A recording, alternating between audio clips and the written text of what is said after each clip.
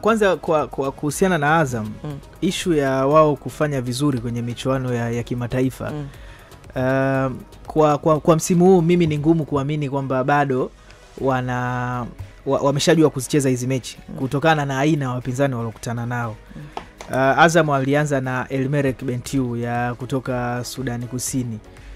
Ni timu changa, ni timu ambayo ukiangalia levels ya klabu ya Azam na El Merreikh Bentiu kuna utofauti mkubwa. Azam walikuwa bora na ndio maana wakafanikiwa kupata matokeo mazuri ugenini na hata walivyorejea nyumbani wakapata matokeo.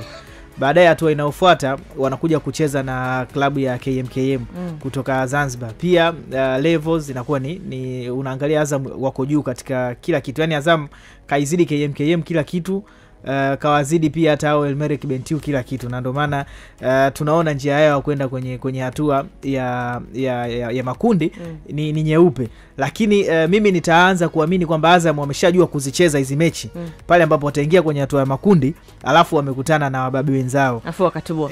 Kwa sababu ukirudi nyuma Azam walikuwa msimu uliopita wamekutana na APR, wameondoshwa. Sawa, kuna msimu na wangepita kwa APR kwa kutana na Pyramid.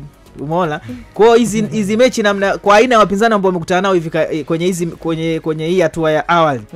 Sio wapinzani wagumu sana, sio wapinzani wenye experience, sio wapinzani ambao nao ni wababe wanajua namna ya kuzicheza hizo mechi.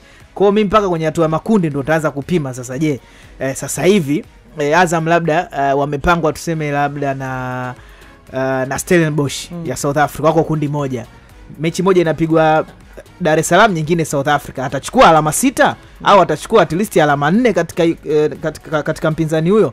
Nikiona mpata alama 4 mpaka 6 najua hapa tayari ameanza kuzijua namna kuzicheza hizi mechi.